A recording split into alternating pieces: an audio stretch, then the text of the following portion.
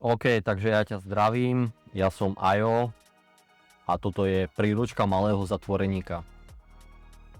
Dnes čítam deň číslo 26, to je 15.8.2023, útorok. Včera ma tak najebal Tanžu, kokot tlustý, spí do 12. a potom bliaka cez okno po 10. večer a ja nemôžem spať. Zvreskol som na neho cez okno, tak začal telefonovať v izbe. Zobral som stoličku a jebol som s ňou o stenu, už bolo ticho. Dneska zase spal do 12. Len nech skúsi večer bliakať, tak zažije peklo. Aj fyzioterapeut hovoril, že príde včera alebo dnes a neprišiel. Dneska sme na večeru nabehli jak pirane. Dostávali sme džem, maslo, chleba a syr. Poliak a Giovanni sa o mňa stále starajú a dávajú mi jedlo. Namiesto jedného džemu mám 3 a 3 masla. Je tu aj taký Marokánec Sofian, on mi tiež dával jedlo a ja ho trénujem. Chlapci len kúkali, čo ja viem vymyslieť. Majú tu TRX-ko, expandery, a neskôr som zistil, že tam majú aj gymnastické kruhy, ktoré som dosť využíval. Tam sa s tým dalo veľmi dobre cvičiť. Sice som musel si to trošku tak vybojovať, nechceli mi ich dať. Bolo to akože hlavne na používanie vonku. Aj to som zistil až niekedy po 3 či 4 mesiacoch, že vôbec také tam niečo majú. Takže viem sa celkom v pohode vyhrať. Poliak mi hovoril na Freistunde, že Giovanni ho volal do Španielska do roboty na 3 mesiace, kde za tie 3 mesiace sa dá zarobiť viac ako 50 000 eur. Ale tak čo to je asi za práca? Giovanni je vreckár, takže drogy to nebudú. Oplatilo sa mi dať s Poliakom dokopy. Tým myslím ako zoznámiť sa a celkovo baviť sa s ním, hej. Zmotám mu cigaretu, on je spokojný, a ešte mi aj pomôže. Sranda, že ja mám stále šťastie na ľudí, čo mi pomôžu. Až na Miša. Šťastie v nešťastí. No toto je ako moje životné motto. To bude asi aj moja nová kérka. Dosť rozmýšľam, čo budem robiť s Mišom a určite od neho budem chcieť, aby mi zaplatil moje škody a straty. Minimálne hodnotu tovaru, ktorú som stratil, alebo čiastku, ktorú som zaplatil právnikovi. S Mišou som sa potom aj kontaktoval, keď som vyšiel, neviem, pár dní na to. Musím povedať, že sa zachoval férovo, uvedomil si chybu, ja som mu to vysvetlil, zaplatil mi čiastku, na ktorej sme sa dohodli, čiže z tejto veci nemôžem povedať pol krivého slova na Miša. Vymýšľam aj, ako s ním budem komunikovať, ale asi na neho ani nebudem kričať. Poviem mu len, že má na výber. Buď mi dá peniaze, alebo mu budem robiť zle. Tanžu zase jebe na plné hrdlo, ale tak ešte je len 20-30. Začína so mňa byť človek, ktorý si nenechá skákať po hlave, a tak som to aj chcel. Chcel som, aby sa zo mňa stala iná osoba, aby sa z chlapca stal chlap. Toto je presne miesto na to, aby sa to stalo. Dneska za mnou prišiel dozorca, že som vypísal papier, aby som mohol volať s právnikom, ale nevypísal som papier na telefónnu kartu, tak sme spolu ešte vypísali papier na telefónnu kartu. Musel som tam napísať aj dátum narodenia, vypísal som ho a dozorca sa len pozeral, že 9-9. Čudoval sa, že prečo som taký mladý a už som vo väzení. Som celkom rád, že som v base tu a nie niekde napríklad v Poľsku alebo v Česku, hoci aj na Slovensku. Giovanni hovoril, že v Maďarsku to je úplne v piči vo väzení, že tam je to čisto komunizmus. Tam sa že vraj k väzňom vôbec nesprávajú ako k ľuďom, dávajú im ledva jesť, bijú ich, no celkovo sú proste na nich. Jak kokoti sa správajú. Dúfam, že fyzioterapeut dodrží slovo a zajtra príde. Tento deň už pomaly končí a ja idem spať. Čítam deň číslo 27, to znamená 16.8.2023. Je streda. Ten týždeň celkom beží. V noci som sa veľmi nevyspal, no tentokrát nie kvôli tomu, že by vrieskal tanžu, ale kvôli tomu, že som zabíjal pojebané komáre. Každú hodinu jedného. Zobudil som sa 1.18, 2.18 a 3.18. Dvakrát som aj pozeral Sport 1 a celkom dobre to dopadlo. Ako fakt, ten Sport 1, ono to tam, no maximálne človek cicky videl. Dneska zatváram okno skôr. Môžem jebať naháňať večer komáre. Ako tie komáre, to bol fakt extrém, to proste človek nechce zažiť. Oni ešte tie komáre sú naučené, že tam môžu lietať hocikade. A ešte, jak my sme boli na hornom poschodí, lebo štvorka bola najvyššie, akurát pri mojom okne bolo svetlo a samozrejme, že komáre idú za svetlom. No katastrofa. To bol extrém fakt. Ten, kto mal do 7 večer otvorené okno, to koniec, to nevyspal sa, komáre rozkusali ho.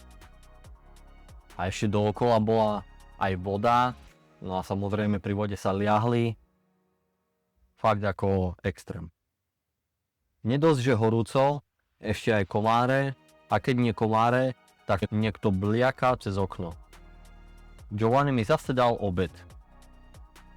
Strašne sa o mňa stará. Až mi asi bude ľúto, keď pôjdem preč. No, keby ja som vtedy vedel, že budeme spolu putovať celým väzením potom. Teda myslím na inú stanicu. Tam budú isto mladší a tam už sa nebude o mňa mať kto starať. Tak som sa bál, že kde prídem a nakoniec sa tu cítim celkom OK. Poliakovi chytili ďalších 2 kamošov a keď už sú traja, tak to znamená, že môže dostať o 3 roky naviac. Ono je to kvôli tomu, že už ak sú traja, tak je to organizovaná kriminálna skupina a väčšinou už len za to, že je skupina, tak sa dáva minimálne 3. Ako potom ešte sa to samozrejme rozdeľuje, že kto hral akú rolu v tej skupine, ale určite nie je dobré, keď tam človek má napísané banda. Bande, to tam písalo. Ono tí Nemci používajú skoro všade slovíčko bande. S Giovannim sme sa ešte aj smiali, že aj keď sme pozerali nejaký kanál o zvieratách, nejaký dokumentárny, tak ešte aj tam povedali na mravce, že eine bande, že je jedna banda. Hovoril mi aj, že tu má polícia pol roka na to, aby skončila vyšetrovanie. Tiež hovoril, že keď bude mať len jeden súd, tak dosť pravdepodobne ma rovno po ňom pustia domov. Že vraj sa ani nevrátim na stanicu, len tu na vrátnicu po svoje veci. Je to tak, už keď vás prepustia na súde, tak už do väzenia naspäť medzi väzňou nejdete. Vlastne po tom súde zavolá polícia do väznice. Oni pôjdu, zbalia veci, ale väčšinou ten, kto vie alebo si myslí, že má nejakú šancu ísť, no tak si proste tie veci zbalí, jak som to spravil ja, a potom už ich len policajt naloží a konec. Prinesie ich a dovidenia. Oni mi ich tu zbalia a ja si ich už len roztriedím. Mám dosť silný pocit, že som tu asi najviac fit a najsilnejší týpek. No teda minimálne na stanici. Trošku mi tu dvíha sebavedomie. Dnes som dostal Telio kartu, to je karta na telefonovanie, takže môžem volať právnikovi. Prvých 10 minút mám zadarmo. Musím ich využiť čo najrozumnejšie. Samozrejme, že všetky hovory sú odpočúvané a prekladané. To je ani pravda, lebo hovory právnikovi nemôžu odpočúvať. Nemôžu. Nikto nemôže vedieť, o čom ty sa bavíš s právnikom. Absolútne neviem, čo mám právnikovi povedať. Prísť príde, ale až keď bude mať nejaké nové informácie zo súdu, a neviem, či sa ho môžem pýtať na mamu. Samozrejme, že sa ho môžem pýtať, ale nezachoval sa úplne najlepšie. Mohol by mi povedať, či mama už dostala môj list. On jej volať nemôže, lebo mama nevie anglicky, ale teta vie nemecky, tak možno vie volať jej. Však aj keby, tak vie volať prekladateľke, ne? Možno by mohla volať aj prekladateľka. No jasné. Všetko si musím pozisťovať skôr, než budem volať. Lebo keď prevolám tých 10 minút, tak už sa nedovolám nikde. Jednoducho potrebujem peniaze a to môžem spraviť jedine tak, že mi ich mama pošle, alebo počkám, kým pôjdem do školy, alebo do práce. Tak práca veľmi nepripadala v úvahu a celkovo oni tam sa na prácu čakať strašne dlho a hlavne nechcú neodsúdení, teda čo sú ešte v tej vyšetrovacej väzbe, tak tých veľmi do roboty nechcú brať, respektíve prednosť má odsúdený človek. To isté aj so školou. Sice ja som sa tam potom dostal do školy, ale to kvôli tomu, že fakt som vynakladal dosť veľké úsilie, chodil som tam na kurzy, chodil som tam na doučovania, že by videli, že mám záujem o tú školu a ísť tam do školy bola jedna z najlepších vecí, čo som mohol spraviť, lebo to tam trošku otvorí tak človeku dvere, by sa dalo povedať. Lebo tie práce, tam oni mali nejakú drevárku, tam väčšinou robili nejaký taký, jak by som to povedal, taký psychicky slabší a normálny, teda proste zdravý človek. Väčšinou robili buď v kuchyni, ale do kuchyni bolo celkom ťažké sa dostať. Potom robili na káblach, boli tam akože 3 také miestnosti, teda boli káble a potom ešte rozdeľovali šrúbky. Fakt proste, no primitívne roboty, ale robili ich ľudia. A škola bola najlepšia, lebo v škole netrebalo robiť dokopy nič. Trebalo sa tam učiť, ale tak asi ani netreba hovoriť o tom, aké je vzdelanie ľudí, čo tam sedia. Keď väčšina tam sú feťáci a ľudia spod mosta. Čakať veľmi nechcem, lebo to bude trvať asi 2 mesiace. No presne tak, jak píšem, to je čakacia doba na prácu strašne dlho. Mne tam potom viackrát aj ponúkali, že by som išiel do roboty, ale ja nechcel som ísť do tej práce, lebo som chcel ísť do školy. Silou, mocou, ešte aj tak mi robili na schvál, ale o tom ešte budem písať, to ešte nebudem rozoberať, takže tak. Myslím si, že ma presunul na inú stanicu, kde bude škola. Predpokladám, že to bude trvať týždeň, možno 2. A potom, keď budem chodiť do školy, tak dostanem peniaze a za 280 € už si predsa len môžem niečo kúpiť. Neviem, či to bude hneď, alebo až koncom mesiaca, ale hádam čím skôr. No, tak bolo tá škola, trebalo si počkať. Strašne mi chýba domov. Príde mi, že všetko, čo som mal, som teraz stratil. To, čo tu teraz zažívam, mi niečo dal. Myslím, že ma to posunulo a posúva dopredu ako osobnosť. Začínam mať pocit, že keď odtiaľto vyjdem, tak už sa budem vedieť postarať sám o seba a robiť rozhodnutia ako dospelý človek. Niekedy chodili chlapci na 2 roky na povinnú vojenskú dochádzku a tam sa z nich stali chlapi. Tak toto beriem nejak podobne. Beriem pozitívne, že sa tu môžem naučiť nemčinu a zlepšiť si anglický jazyk. Jednému typkovi tu zomrela mama. To je ten typek, čo mal ženu Slovenku, on je Černok, volá sa Čamo. A dokonca deň predtým, toto som ani nenapísal, ale pamätám si, on mi deň predtým hovoril, že má čudný pocit, že proste sa mu snívalo s mamou, že sa s ním lúčila. A potom na druhý deň volal s ženou a povedala mu, že jeho mama zomrela. Neviem si predstaviť, aké to musí byť pre človeka, že ani nemôžu ísť na pohreb, ani sa rozlúčiť s tou osobou, nič. To vtedy podľa mňa strašne to zlomí človeka. Neviem si predstaviť, jak ja by som sa správal v takej situácii. Ani si to radšej nechcem predstavovať, ale to musí človeka zlomiť.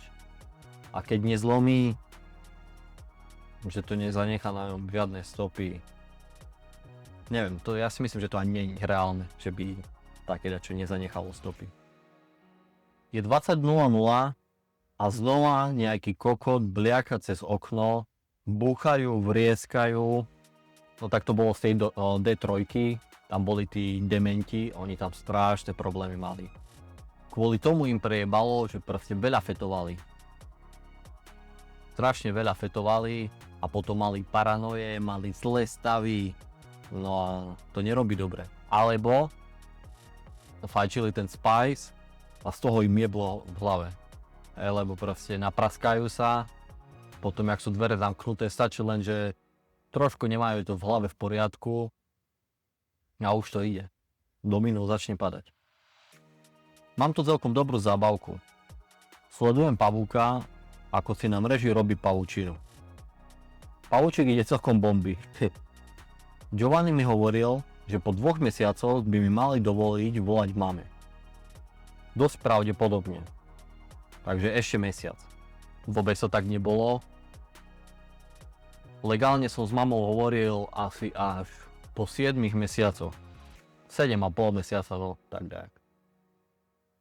Že som jej ja mohol zavolať z budky bez toho, že by som nerobil žiadnu inú nelegálnu činnosť. Volal som s ňou už aj skôr, ale to budem opisovať v ďalších epizódach. Legálne sa čaká proste. Čítam deň 28, teda 17.8.2023, štvrtok. Upgradoval som si štuple. Tým pádom sa mi spalo po piči, aj keď bliakali. Zajtra to je mesiac. Čo, jak mesiac? Neviem, prečo som napísal, že zajtra to je mesiac, keď zobrali ma 21. No ale dobre. V sobotu dojde nákup a Poliak mi kúpil vločky za to, že som mu robil cigarety.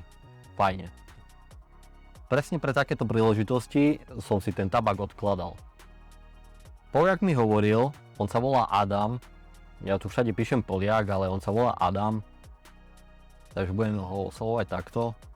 Adam mi hovoril, že Marokáncovi, čo ho trénujem, teda Sofianovi, znížili trest, lebo v Nemecku oveľa viac znížili tresty za marihuanu. Sofian tam bol odsudený kvôli tomu, že pestoval marihuanu a mal konkrétne 200 sadeníc, čo nie je málo. Jeho tam potom pustili dokonca. Pol roka akože čakal, hej, bola tá vyšetrovacia väzba a po pol roku mal súd a dostal 1,5 roka. Tým pádom ho pustili na podmienku za 200 sadeníc. Na Slovensku neviem si predstaviť, že by išiel na podmienku za 200 sadeníc. Čo boli už skoro hotové kvety, on mi rozprával, ja som sa s ním bavil o tom a on mi rozprával, že už boli skoro hotové, že ešte možno 3-4 týždne a už by zbieral. Viem, že extáza a MDMA je brané inak, ale mohli by aj mne niečo spustiť. Mohli, no. Nechápem, prečo je spustili. Mohli spustiť úplne v pohode. Každopádne teraz vidím možnosti, ktoré mám, či už pracovné alebo životné. Prišiel som už aj na nový spôsob cvičenia, ktorý určite budem doma používať.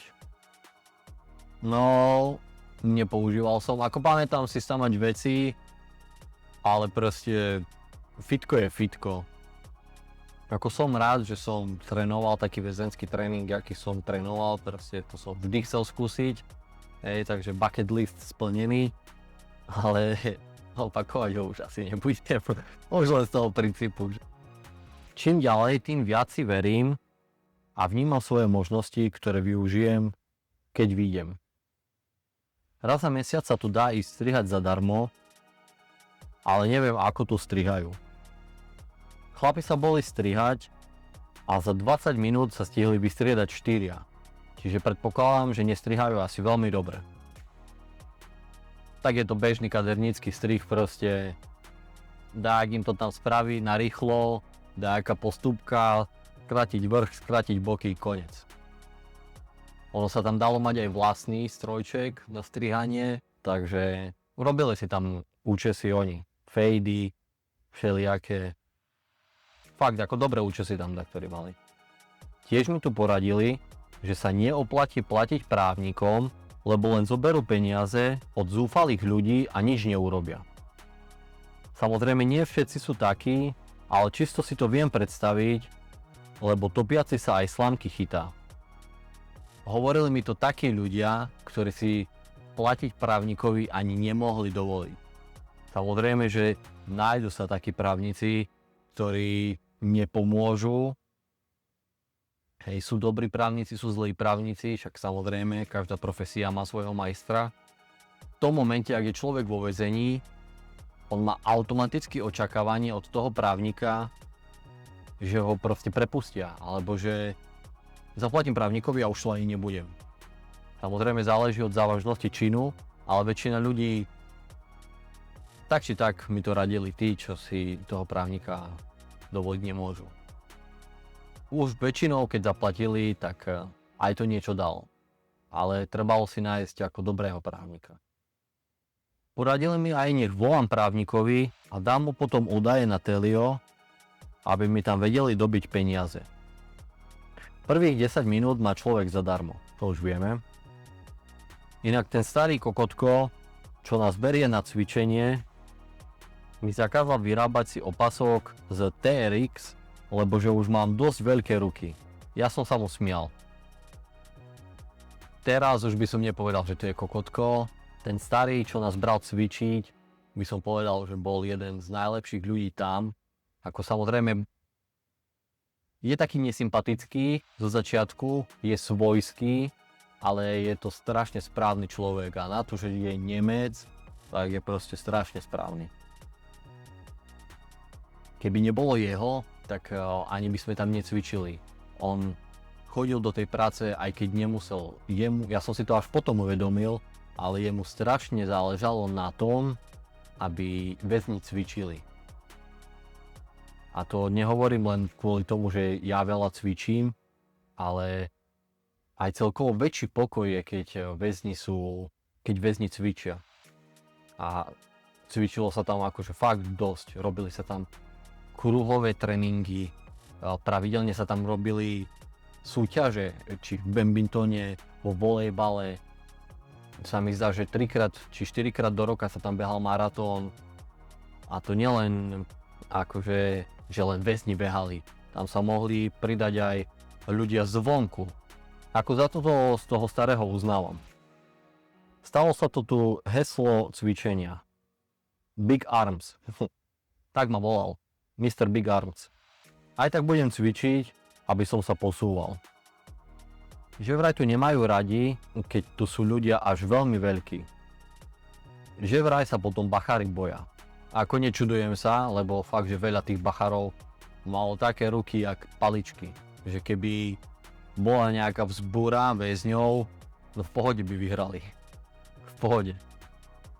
Oni nevedia, že s tým, čo sa tam dá používať, sa viem posúvať celý čas, čo tu budem. Môže to byť aj na piču jedlo, môže to byť aj na piču miesto na cvičenie a ja sa aj tak budem posúvať. Nezastaviteľný do piči. Akorát je 4:20 a myslím na vás, chlapci. Akorát začína Naruto. Teraz, keď toto vydržím, tak už ma asi nič nezlomí. Nechcem povedať, že nič, lebo vždy sa niečo nájde, ale po tomto určite budem silnejší človek. Ako mentálne, tak aj fyzicky. Dnes zás nedošiel fyzioterapeut. Musím si s ním zajtra dohodnúť stretnutie, lebo ma zase začína trochu bolieť noha. Cítim, že aj ten stretching pomáha. 3-krát na deň robí svoje. Musím sa ho opýtať, že čo všetko môžem strečovať. Dneska som nechťac rozjebal ovládač od telky.